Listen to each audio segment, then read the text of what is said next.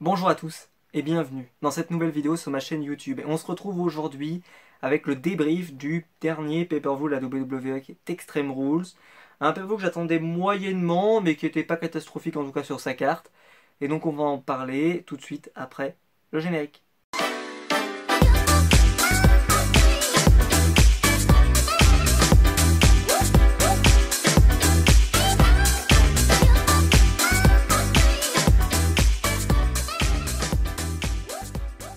Donc comme je le disais, il y avait une carte qui était quand même moyenne mais qui n'était pas catastrophique. J'ai entendu des gens qui se sont plaints de la carte, c'était pas non plus le drame, hein. Il y avait des bons matchs, surtout le match le main event avec quand même 5 lutteurs, ça promettait un match intéressant. Je pense aussi au match pour le titre de Dean Ambrose. Dean Ambrose le Miz, ça promettait quand même un match intéressant. Et le match en cage promettait aussi quelque chose d'assez sympa à regarder. Voilà, mais c'est vrai qu'il n'y avait pas de quoi peut-être être absolument fou de ce pay-per-view, mais au final c'était pas catastrophique pour la carte. On va commencer donc avec le kick-off que j'ai eu tout le temps de regarder cette fois-ci, avec Kalisto contre Apollo Crews. Le problème c'est que cette rivalité m'intéresse pas du tout, le truc avec Titus O'Neil me parle pas. Je trouve que Apollo Crews c'est quelqu'un qui a totalement perdu le peu qu'il avait de charisme, et encore il n'en avait pas beaucoup. Et Titus O'Neil il sert pas à grand chose malheureusement pour lui. Et Kalisto qui pour lui a un potentiel, moi je trouve qu'il a un potentiel, le lutteur mexicain avec un masque, je trouve qu'il est populaire, il pourrait être plus populaire, mais le booking qu'il a ne lui permet pas de pouvoir faire grand chose. Il faudrait le mettre en lutteur top face, pas forcément en main eventer, hein, mais en mid-carter, par exemple un règne intéressant de champion intercontinental avec un bon règne, avec des bons adversaires et qu'il arrive à s'imposer et à faire venir la foule avec lui. Bon, voilà. Donc c'est Kalisto qui a remporté le match. Voilà. Rivalité pas intéressante, match moyen. Voilà. Pas grand chose à dire sur ce match, malheureusement. Et voilà, je pense que ça sert juste à continuer peut-être une rivalité avec Apollo Crews, Titus O'Neil. On sait pas trop. Ensuite, le premier match de la vraie soirée qui a commencé, le match pour le titre intercontinental avec cette stipulation. Faut quand même le dire, les stipulations étaient pas folles dans ce pay-per-view, on va y revenir, mais c'était pas folle.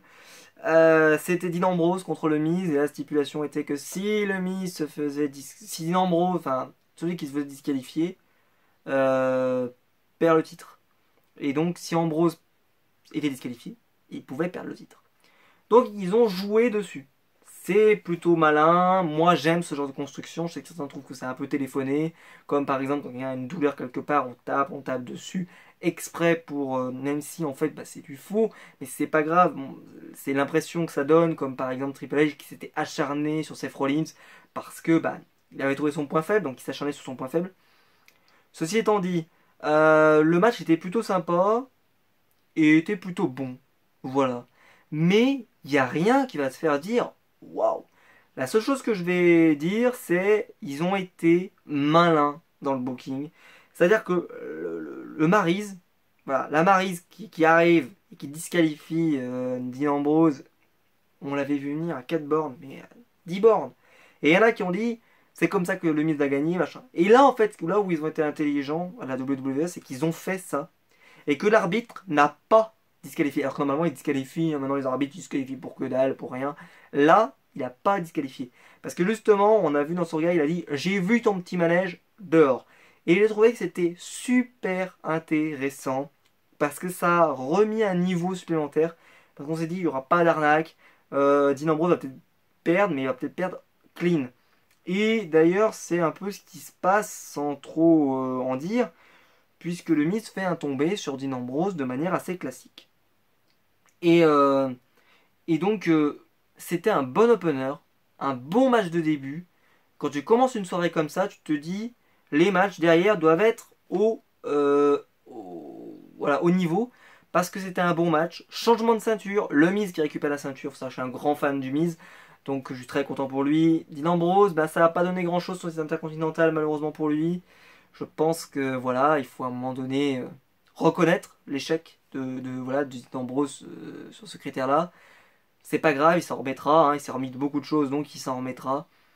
Je lui souhaite beaucoup de courage et je sais pas qu'est-ce qu'ils vont lui proposer après, c'est un peu ce qui m'inquiète. Bon, parce qu'on peut supposer qu'il y aura un rematch. Et après, voilà, un peu de suspense, je sais pas trop. J'espère qu'ils vont pas non plus l'abandonner dans le booking et qu'il va pas descendre encore. Parce qu'en dessous du mid-card, il n'y a pas grand-chose. Ensuite, on avait ce match alors qui était au secours, quoi. Rivalité pas intéressante, quasiment aucune personne qui a du charisme. Rick Swann contre Sasha Banks, avec Sasha Banks, pardon, contre Noam Dar et Alicia Fox. C'était nul. C'était nul. Le match n'était pas intéressant. La rivalité est pas intéressante. Donc toi, moi qui ai déjà du mal à rentrer dans le match, au secours quoi. Au secours, pas de stipulation bien sûr, hein, pas extrême rouge, non, pas de stipulation. C'était pas intéressant, c'était nul. À la limite, on pourrait dire que l'équipe la meilleure à gagner, c'est l'équipe de Sasha Banks et Rick Swann. Rick Swann, c'est peut-être celui qui est un peu au-dessus de la barre, parce qu'il a un finisher sympa. Mais question charisme, c'est quand même très limite. Sasha Banks, on sent vraiment que c'est pour l'occuper pendant que les autres sont en train de s'écharper sur le titre des femmes. Voilà, que dire, feu de bouche-trou, pas intéressant. Donc quand vous commencez, vous avez un bon match, et puis derrière, ça s'est, bam, vautré. Vous allez voir que ça s'est vautré progressivement jusqu'à la fin, malheureusement. Et donc là, on arrive, donc Rick Swann et bien sûr hein, Sasha Banks ont remporté le match. Voilà, mais moi ça m'intéresse que très moyennement. Si ça vous intéresse, dites-le moi en commentaire, parce que moi personnellement, cette rivalité m'est passée totalement à côté. Voilà, pour moi, c'est pas du tout une rivalité que j'avais envie de suivre. On continue après avec le match pour le titre féminin. Match que j'attendais un petit peu, sauf que la stipulation était faiblarde, encore une fois. Un match où il fallait, où tu pouvais dégoter un kendo stick en haut. Mais qu'est-ce que c'est nul! Qu'est-ce que c'est nul! Oh là là là là là là! Mais celui qui cherche les stipulations à Raw, il faut vraiment qu'il aille prendre des vacances. Hein. Tu peux pas faire ça. C'était nul. À partir du moment où on avait décroché le truc, bah elle frappait, puis elle frappait, puis... D'ailleurs, il fallait pas le casser, hein. Parce que d'habitude, bon, les kendo sticks, ils se cassent. Mais là, si tu cassais ton kendo stick, ben t'en avais plus. Puisqu'il y avait un kendo stick, quoi. T'en avais un. C'était vraiment la pierre précieuse, quoi. C'est-à-dire que tu casses ton kendo stick, oh mon dieu, quoi.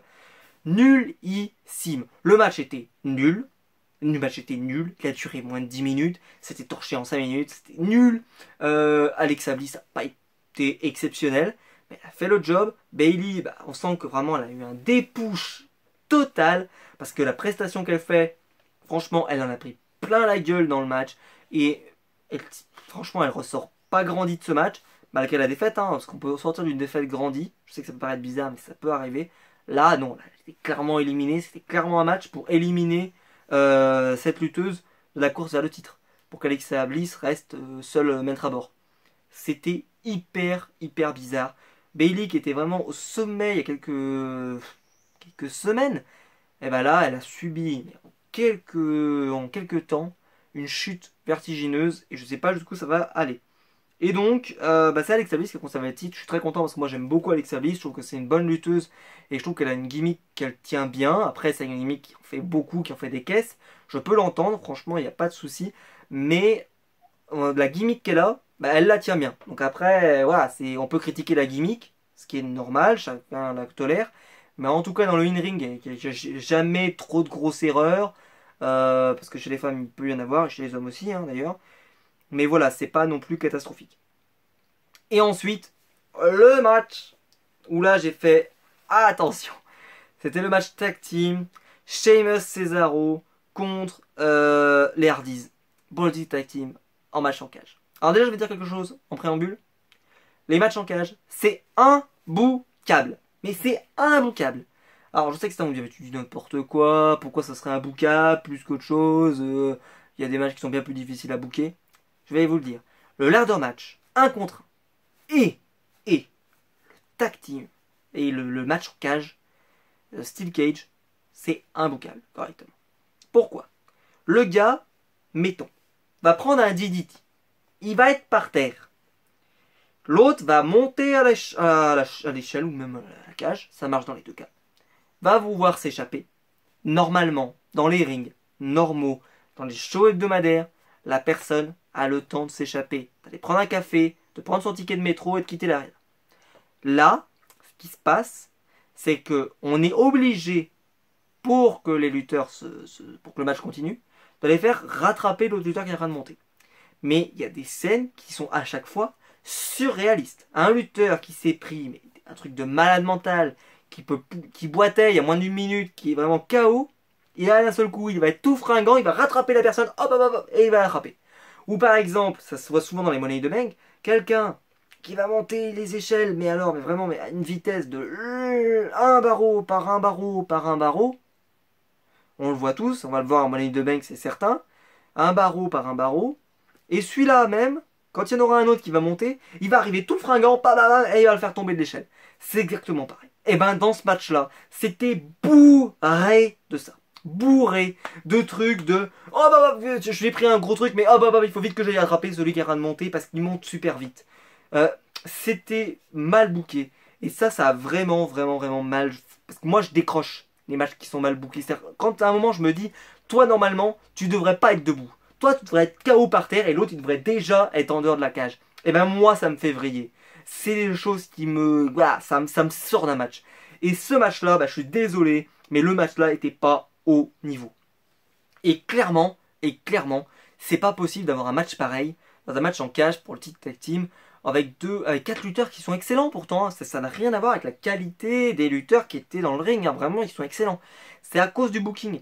Quand on fait un match en cage, la WWE a toujours, depuis des années, du mal à booker correctement un match en cage. Ils essayent, vraiment, ils y mettent du cœur en plus, vraiment ils y mettent du cœur. Mais ils n'y arrivent pas malheureusement. Ils n'y arrivent pas. Et c'est compliqué pour eux. Et là, ça s'est beaucoup vu. Et je trouve que ça s'est beaucoup vu. En plus, surtout vu qu'il y avait 2 membres. Et ça veut dire qu'il y avait des moments où vraiment, mais on les voyait, qu'ils étaient à la limite de courir pour attraper quelqu'un. Et il y a moins de 30 secondes, il y en avait certains, ils étaient à la limite d'être KO, à pas pouvoir se relever, à ramper sur le sol. Voilà, c'est pas cohérent. Et moi, la cohérence dans quelque chose, c'est hyper important. Ça me fait décrocher. Et là, moi, j'ai décroché à une vitesse, mais alors, supraluminique, hein, j'ai fait. Merde, c'est pas possible. C'est nul. Et donc là, voilà, je le dis avec le plus grand des respects, hein, parce que j'aime beaucoup les lutteurs. On peut pas avoir un match pareil. La WWE va le booker autrement. Et Cesaro et Sheamus ont remporté le match. Dans un final qu'on a vu venir, hein, les deux qui essaient de sortir de la cage et le premier qui met les pieds au sol qui gagne. Comme quoi, ça peut provoquer un match retour qu'on a eu, qui ne termine pas encore la rivalité. Mais que faire pour qu'on termine cette rivalité? Depuis que les Hardys sont arrivés, ils ont affronté seulement Cesaro et Sheamus. Il y avait peut-être temps de faire autre chose. Et je trouve qu'ils se sont peut-être grillés une cartouche en virant les Hardys tout de suite, parce que les Hardys, ils n'ont pas fait tant d'équipes que ça pour le moment. Ils auraient pu en affronter quand même quelques-unes avant que Cesaro et Sheamus leur prennent le titre. Je trouve ça très dommage parce que maintenant on va retrouver dans un schéma assez classique, parce que les Hardys resteront probablement pas en équipe très longtemps. C'est vraiment dommage et je trouve ça dommage. Petit point, pouce bleu en bas de la vidéo, on pourrait dire, c'est le saut de Jeff Hardy du haut de la cage. Ça fait toujours plaisir, on va pas se mentir. Quand j'ai vu ça, moi, dès que le match a commencé, j'ai dit j'espère qu'on va avoir une Swanton Bomb ou un Whisper in the Wind du haut de la cage. Je l'ai eu. Et ben voilà, ça suffisait amplement. Même si le match n'était pas terrible. Et rien que pour ça, ça valait le coup de le voir. Et ensuite, donc, il y a le match Cruiserweight, le match d'Erasmot, comme on l'appelle, avec Austin Harris et Neville. Neville, il faut savoir que je l'aime beaucoup, je trouve que c'est un très bon lutteur et j'apprécie. Et Austin Harris, j'apprécie beaucoup. Et c'est un peu les 2 lutteurs qui m'ont fait intéresser au Cruiserweight. Le problème, c'est que la rivalité est longue et qu'on donne des matchs revanche à Austin Harris parce que il gagne des matchs, etc., des opportunités. C'est pas très intéressant. Et surtout, le match à soumission, avec 2 lutteurs qui ont un peu une tendance quand même à être rapides, dans le high fly, etc. J'ai trouvé que c'était quand même une situation qui était moyenne. Je pense qu'il y avait moyen de faire mieux. Pourquoi pas un ladder match? Pourquoi pas... Parce qu'un ladder match aurait été excellent avec Neville. Hein. Neville aurait été excellent dans un ladder match. Et Austin Harris, je pense qu'il aurait tenu la corde. Là, voilà, je critique pas le contenu du match parce qu'il était toujours bon, mais ils étaient moins bons que les matchs précédents. Et la stipulation a rien rajouté. Dommage, je pense qu'il y avait moyen de se faire mieux parce qu'en plus c'était le dernier match, on le sait cette fois-ci, hein, Austin Harris il a été battu, en match en un contre un en tout cas. Je le dis voilà, clairement, pour moi ça manquait de quelque chose. Austin Harris, s'il avait je serais-ce que une match de l'échelle, voilà, il y avait moyen de faire quelque chose, peut-être d'assez intéressant. Et ils ont joué petit bras, un simple match de soumission, parce qu'il y a eu beaucoup de soumissions de la part de Neuville récemment. Un peu dommage. Un peu dommage parce qu'il y avait moyen de faire beaucoup mieux et c'est dommage. Mais voilà, je suis très content parce que Neuville est resté champion. Un peu surpris parce que ça veut dire qu'Austin Harris n'a jamais récupéré la ceinture sur toute la rivalité. Moi je pensais quand même qu'il y aurait un ping-pong à un moment donné. Et ben non, ils ont laissé Neuville champion. Donc on va avoir un run très important de Neuville en tant que champion. Et ça c'est plutôt intéressant et plutôt sympa. Donc pour l'instant je demande à voir. Le souci c'est où est la relève derrière. Parce que là on a eu quand même des matchs assez bons avec deux bons lutteurs. Qui va arriver derrière? Je pose la question. Et voilà, on verra bien. Mais en tout cas pour l'instant je suis assez perplexe. Et on termine avec le match à 5 avec... Donc il y avait Bray Wyatt, Samoa Joe, Seth Rollins, Roman Reigns et Finn Balor qui allaient affronter Brock Lesnar au prochain pay-per-view. J'avais fait le pari, moi, personnellement, que ça serait Bray Wyatt. Pourquoi? Parce que Brock Lesnar, il y a 2 ans, devait affronter Bray Wyatt. Je crois que c'était à Mania. Mais ça s'était pas fait. Et d'ailleurs, ils avaient créé les conditions pour une rivalité.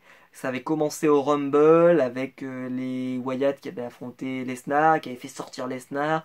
Ils avaient créé un contexte et puis au final, ils n'avaient pas pu l'exploiter comme il faut parce qu'il y avait eu d'autres rivalités qui s'étaient mises en place. Et voilà, ça n'avait pas été possible. Donc je me suis dit, Bray Wyatt, aucun intérêt de lui donner la ceinture. Et ben il fait parfaitement le job pour un champion, enfin un challenger, pardon, bouche-trou. Il l'a fait d'ailleurs quand il y avait l'Undertaker, pour ceux qui se souviennent, contre la Streak. Il avait tenu la rivalité tout seul. Il n'avait pas eu besoin que Taker soit là. Et Taker était revenu seulement à Mania. Et c'est lui qui avait fait tous les speeches, qui avait tout fait et tout. Donc je pensais que c'était une bonne idée, moi, de faire revenir Bray Wyatt. Et en plus, il venait d'arriver. Il avait gagné contre Randy Orton, champion du monde. Je trouvais que ça lui donnait double légitimité pour affronter Lesnar. Et ben, qui c'est qui gagne? Samoa Joe. Plusieurs bons points dans ce match. Beaucoup de rythme. J'ai trouvé qu'il y avait énormément de rythme. Je me suis pas ennuyé.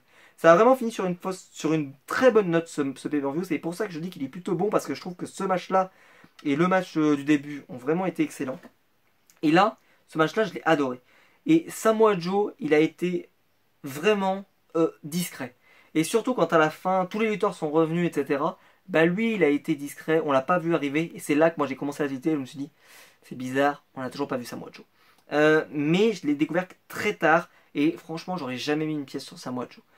Ensuite, bah, Finn Balor, il a fait un match, je trouve, assez moyen. Il a souvent été victime. S'est souvent retrouvé quand même tabassé par les deux heels. Il s'est souvent retrouvé en difficulté. Il n'a pas été excellent. Je trouve qu'il a été assez moyen. Ensuite, Seth Rollins, lui, a tenu la corde. A été plutôt intéressant. Il a fait quelques moves sympas. Mais rien de fou. Et ensuite, Roman Reigns. Alors, Roman Reigns, déjà, moi, j'ai tapé un fou rire quand le match a commencé. Parce qu'on a eu un 2-2. Et Roman Reigns, il est resté dans le centre du ring. Les bras croisés, il attendait. Et vraiment, mais en mode, voilà, moi je les laisse s'entretuer, et puis moi je prendrai ceux qui resteront debout. Et, j'ai trouvé que ça donnait une image à Roman Reigns où il voulait en faire un top face qui est pas forcément excellente, parce qu'on avait vraiment l'impression qu'il voulait pas se battre, qu'il attendait que la menace arrive.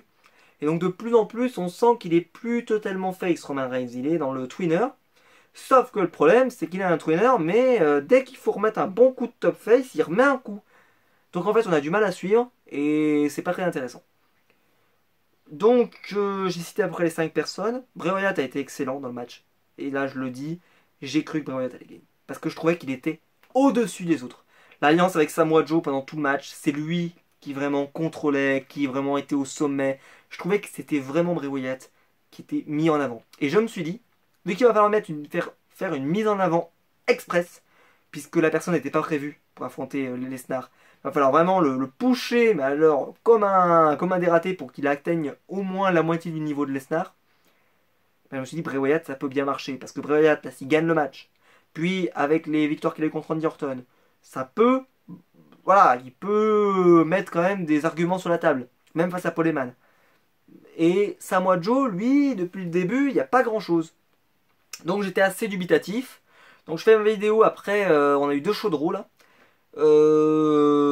Voilà, la rivalité part plutôt bien. Samoa Joe, bah, il a joué un peu, il a joué physique hein, avec Lesnar, il n'y a pas de problème. Donc on s'attendait à ce genre de choses, on va pas se mentir, avec les deux lutteurs. Et je pense que le match va être intéressant. Au prochain pay-per-view, je connais plus le nom, il s'appelle The Great Balls of Fire, quelque chose comme ça. Un nom à arracher des dents. Vraiment, il est nul. Mais c'est pas grave, l'important c'est ce qu'il y aura dedans, c'est pas le nom. Et je trouve que Lesnar est vraiment. Ben, il a un adversaire qui va lui permettre de faire une bonne rentrée. Mais la question qui va se poser, c'est est-ce que Samoa Joe va réussir à que son push prenne avec les gens, prenne avec la foule suffisamment. Surtout que, vu qu'il n'y a pas de suspense, parce qu'on sait que Lesnar va rester champion jusqu'à Mania pour perdre son titre contre Roman Reigns, encore, vous voyez, je sais, ça fait plein de fois qu'on nous bassine avec Roman Reigns, Lesnar, Mania, hein. Ça commence à faire beaucoup, mais c'est comme ça, sont bloqués, hein. Roman Reigns, il faut qu'il soit champion à Mania, il faut qu'il ait le main event de Mania, il faut que ça arrive, sinon ils vont être malades. C'est vraiment, vraiment dommage. Et je trouve que, voilà, Roman, lui, il a fait une prestation moyenne. Mais voilà, je pense que c'était pas son rôle parce que il faut qu'il s'efface un petit peu dans ce match. Et on sait très bien qu'il va revenir très très fort plus tard, donc on s'en fout. Et je suis plutôt content que ce soit pas Seth Rollins et Finn Balor qui aient gagné parce que je pense qu'ils sont un peu fragiles physiquement et qu'il va falloir attendre encore peut-être 2-3 mois pour que tous les os soient bien consolidés comme il faut. Donc on peut attendre avant de les envoyer sur les snars. Et donc Samoa Joe, lui, je pense il peut tenir le match sans aucun problème.